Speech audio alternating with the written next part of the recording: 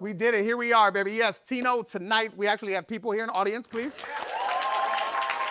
What's up, man? I am Tino Cochino, and yes, this is our pilot episode, but don't worry, the pilot is not a DEI hire, okay? I mean, one of our guests does have a DUI, but we'll talk to him about that later. The skies in America, man, they are dangerous right now. You got unknown drones, you got mid-air collisions, you got Mexicans being thrown over the border wall. I'm gonna be honest, kind of weird to see white people taking over Mexican jobs, right? My new landscaper, Brock, he was complaining about the heat and he asked for a vegan lemonade. The other day, my wife and I, we went to Chipotle, got the guac, had raisins in it, very white. The other day, I went to one of my favorite spots for tacos. It's Julio's Mexican Restaurant. They just changed the name to restaurant. The shit is weird, but it's a new day, it's a new time. And on top of that, I know you relate to it, everything is so damn expensive, dude. I just went to buy eggs and they had them locked up in a glass display, like next to the expensive tequila. You know what I'm saying? You've been there. What? And that's my bad. It's not tequila anymore. It's Justice Juice with lime. Made in America. Just like this show, damn it. Episode 1, we're here. Let's get it in. Come on, come on. It's Tino. Tonight. Here we go. Yep. Tino. Tonight. Tino. Tonight, baby. Tonight, we have special guest Michael Yo and performing live Edgar Rivera. And now, give it up for your host, Tino Cochino. Ladies and gentlemen, I called in a favor. I need you to understand, I called in a favor. If this show doesn't get picked up, I blame him. 1,000%. He's an accomplished comedian. He just announced a new tour. His special is out now. Please, loud and proud, Michael Yo. Yeah. Get it up, come on. There you go.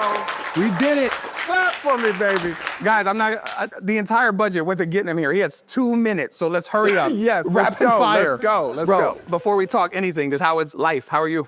Man, everything is great. My family is great. It's beautiful. I'm happy you're doing your thing. That's why I wanted to support. You've always been a big supporter. So life is good, man. Life is good. I'm so excited for your special and the love that you're getting for it. But specifically what I want to touch on, because it's the same thing I'm doing with this show, you have self-funded this special. You believe in it. It's out there. What made you want to go that route? Well, I got tired of the no's. I lived in Hollywood for a long time, and when you put people in power in front of you, they control your destiny. Yeah. And I was like, I don't want that. I want to control my own destiny. So Joe Coy, he started me in comedy. He called me and was like, what are you doing? Why are you waiting?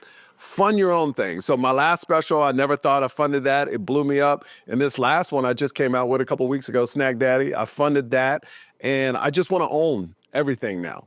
I want to own everything, and I want to let other people control my destiny, and that's why I'm doing it. Where does the name Snack Daddy come from? Well, my kids always ask me for snacks. So at home all the time, they can't snack daddy. Problem is they went to school. Yeah. And told all their friends my name was Snack Daddy. So now when I show up to school, all the kids are like, Snack Daddy! It's weird, man. It turns weird. I mean, yeah, I'm sure the teachers feel some type of way. They're like, who's the fuck Snack Daddy? Yeah, I don't like that, man. It's not good. It's not a good, but it's fun. The kids love it. And I do bring snacks. So I do, I have to read stories. And I bring donuts. I bring all the things that could potentially kill them in the future. That's thoughtful of you. Yeah, thank you. You're welcome. And the tour's going on now too. It's a true. Okay. Because break my this mom down. is Korean and she's Asian and she's blunt and she says what's ever on her mind and she will say the meanest things. Like the other day, my friend walked up and she goes, "Oh look, fat boy, small feet." And I was like, "Oh my God."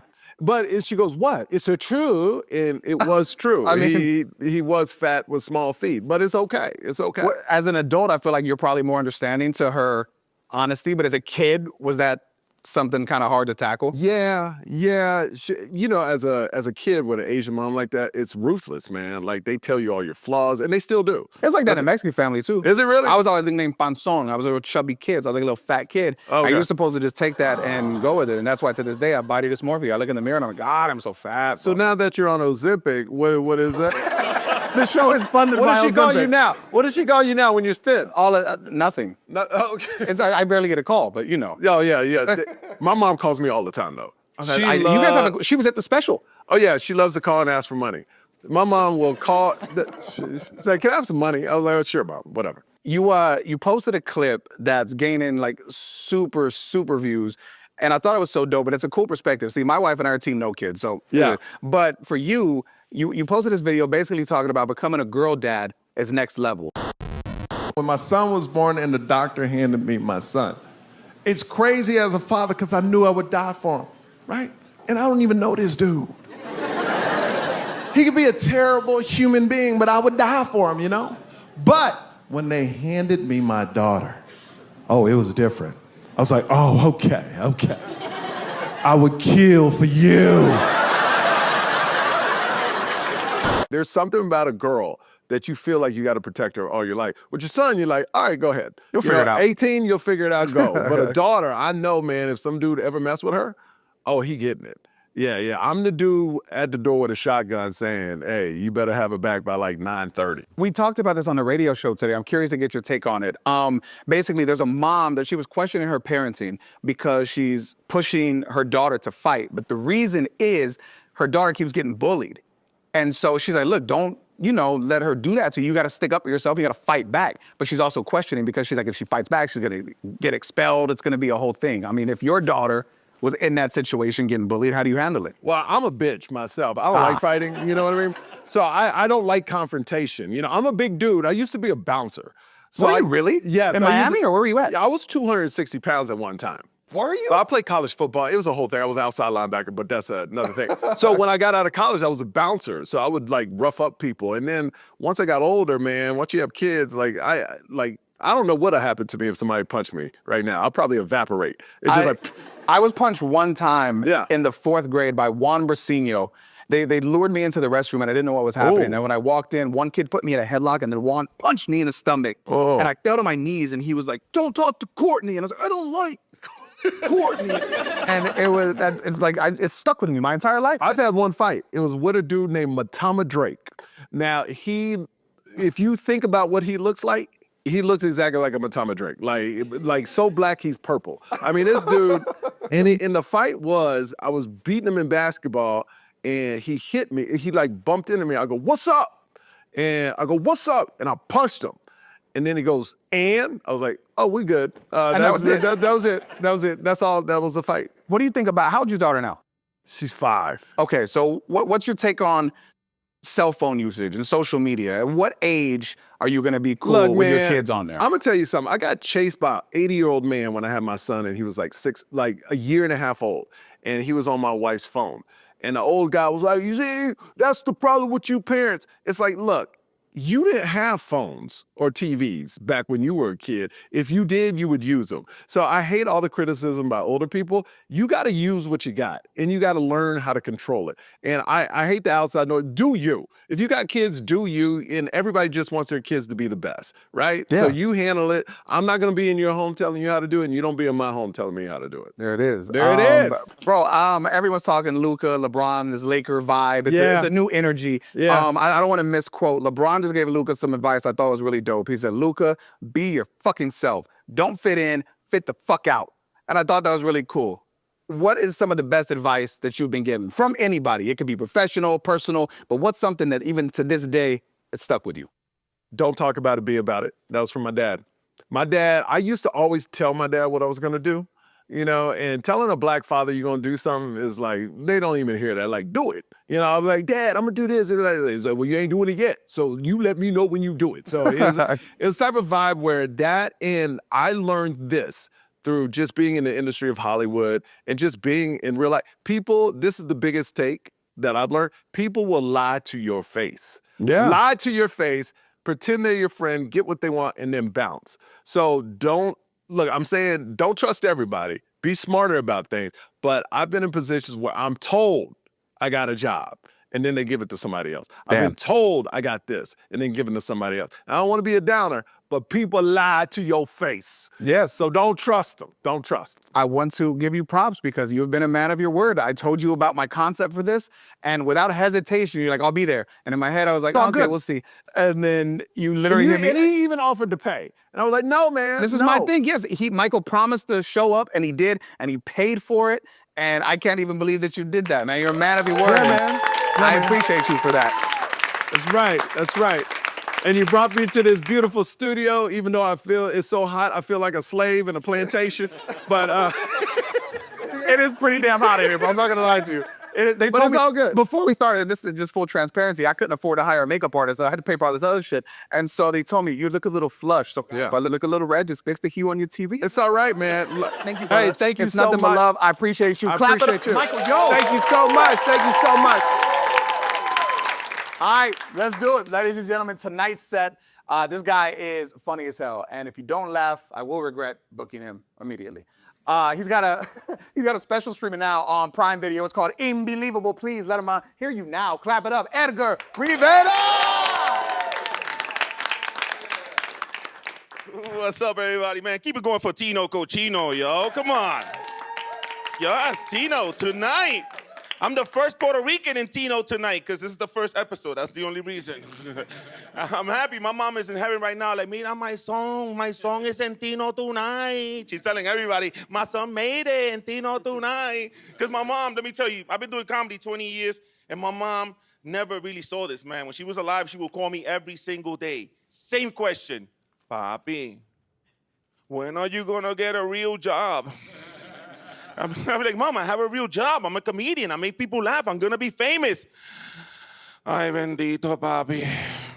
You need Social Security and benefits.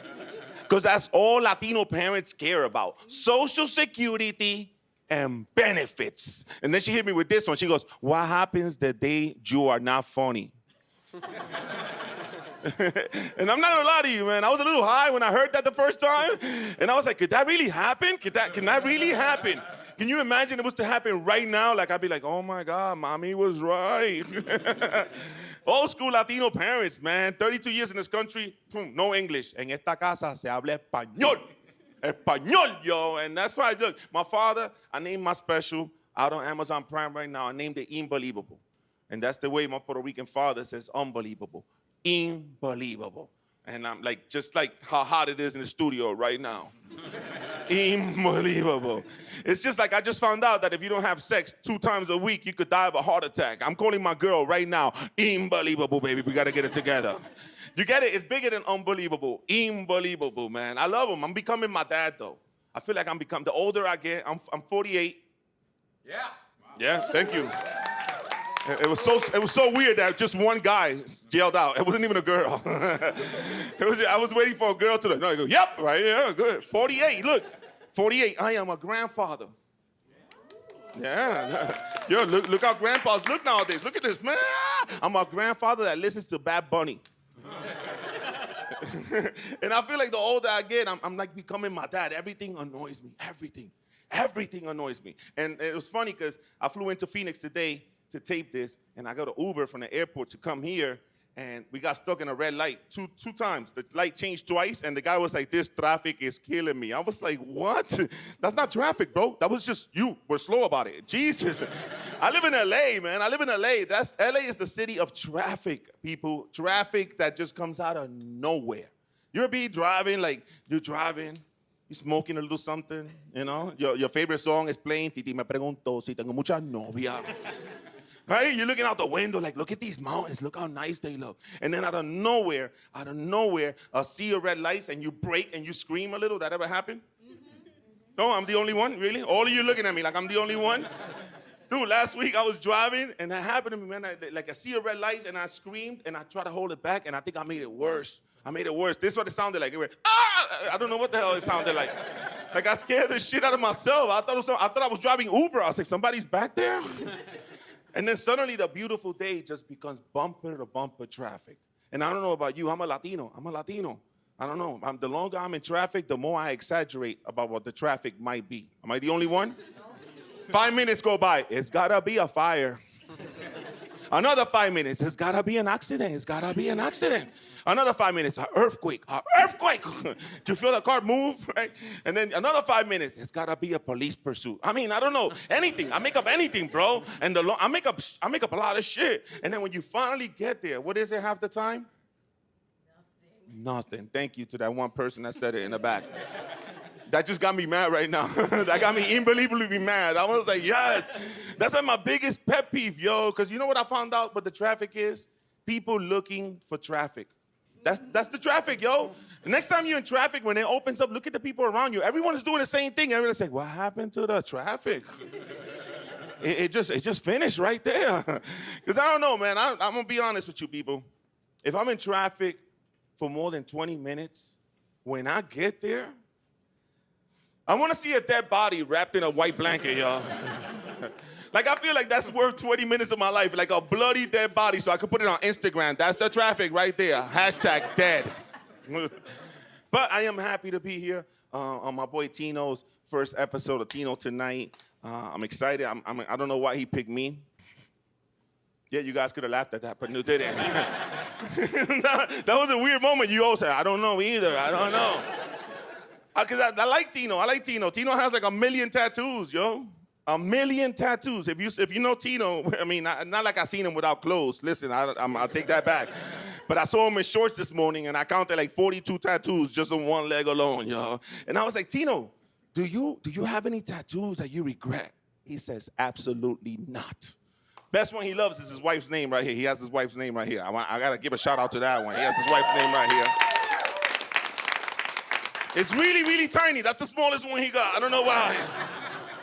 That is the smallest. I call that a miracle tattoo. It's a miracle you could see it. That's what I call that tattoo.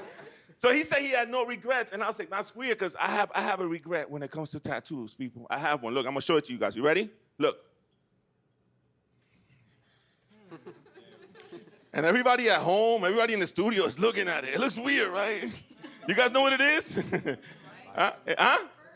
It's a microphone. Thank you. One person. Yeah, sperm. Thank you. And that was Tino right there. Because I got this tattoo in Puerto Rico, and it was a microphone. It represents that, you know what, my life is complete with a mic in my hand. It had a meaning when I got it. Yeah. I went home to my grandmother's house, and I showed it to my grandmother. She was like, Papi, that looked like a sperm cell. And then I was disgusted. I was like, Grandma, what do you know about sperm cells, yo? And then when people ask me now, like, what does that tattoo mean? I was like, that's my baby picture. Look. My name is Edgar Rivera. Thank you all, man. Thank you. My pleasure to be here tonight. Woo! I love it, man. One more time for Edgar Rivera. Yeah. Welcome to Tino Tonight Investigates.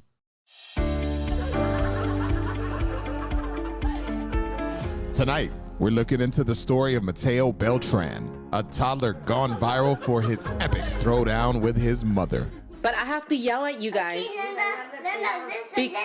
Listen, But after nearly a decade, where is Mateo Beltran? Is he a productive member of society?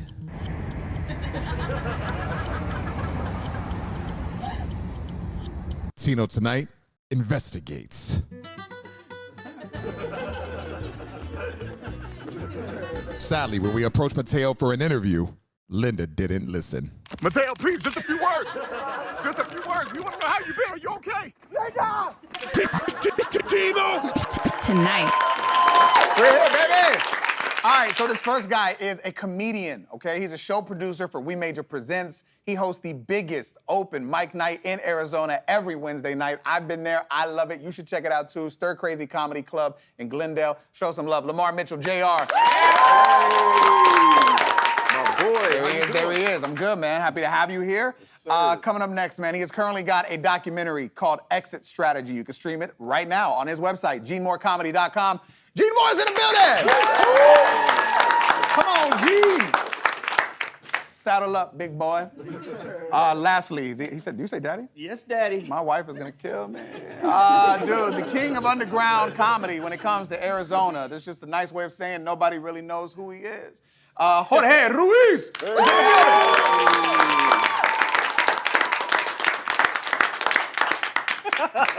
You look like you broke out in a sweat in that jog over here. You okay? Yes. All right, glad to have you here. Thank you.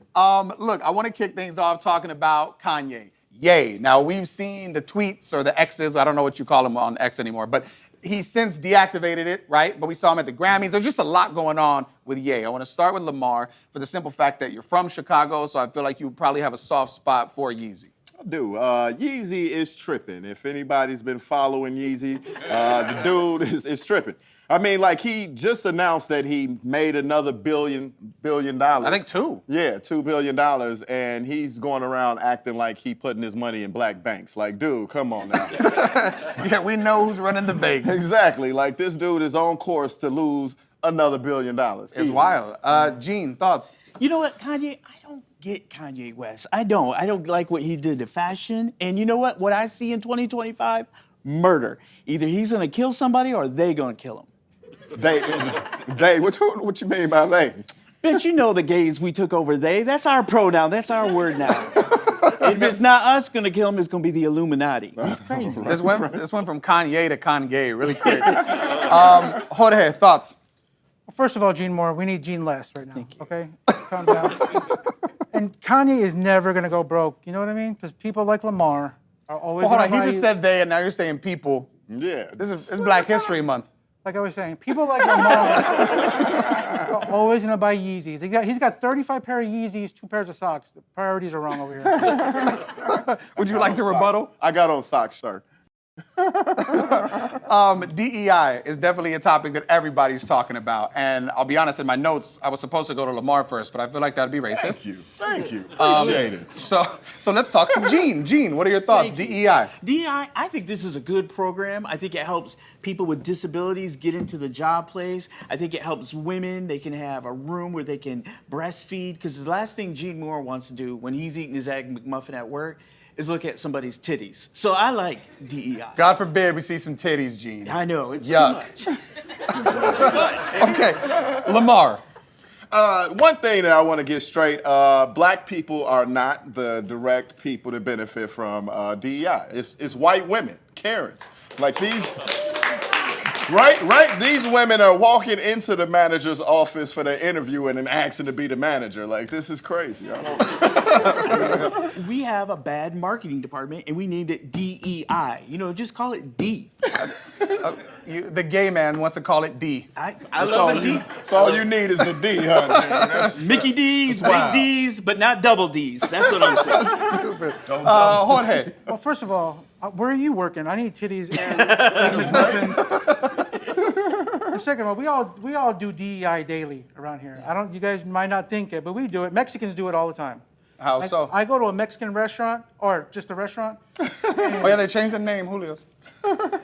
I have a checklist that I do when I go in there. First of all, I look and see all the chairs matching. If they're matching, don't eat there, okay? It's a red flag. That's for like the aesthetic though, so it looks good. Like I was saying, who's in those chairs? You gotta have at least one Mexican family or 3 individual Mexicans eating, and that's how you know the place is legit. Yeah. And last thing you do, you take a little stroll, go by the kitchen, ears, nose. You gotta smell food cooking, and you gotta hear the Mexican music in the kitchen. If they don't add up, get out, it's a sting. And he knows, he just got out of jail. So no ice in the water, no ice in the water. I wanted to shout this out. Speaking of just, Mexican and black, I just got my Ancestry.com results, and I did come back 1% Nigerian. My nigga. Oh, shit, baby! Trump's still gonna deport you, though. Let's say 1 teaspoon of black, you black. It's lemon pepper. But you be sitting next to me on the bus back to Mexico. Let's close it with this. I saw a new study, and it's kind of wild to me. It says men who have intercourse at least twice a week may be less likely to have a heart attack. Why are you breathing hard already? Oh, what? I know. You're not doing this twice a week? No, I find it hard to believe. Hold on, read that again real quick. According to a new study, men who have, he's sweating so hard.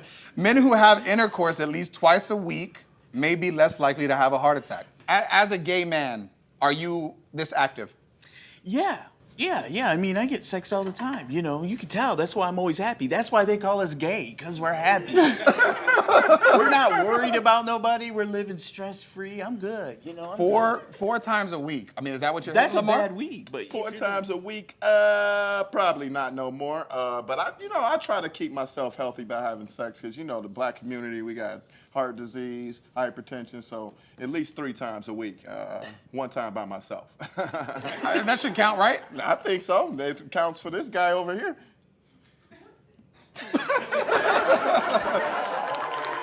Let's get everybody that was here tonight. Where you at? Lamar, Gene, Jorge, jump up in here real quick. Make some noise for Michael Yo. Michael Yo came through. Guys, listen, man, we're excited about this. Tino Tonight, episode 1 is a wrap, baby!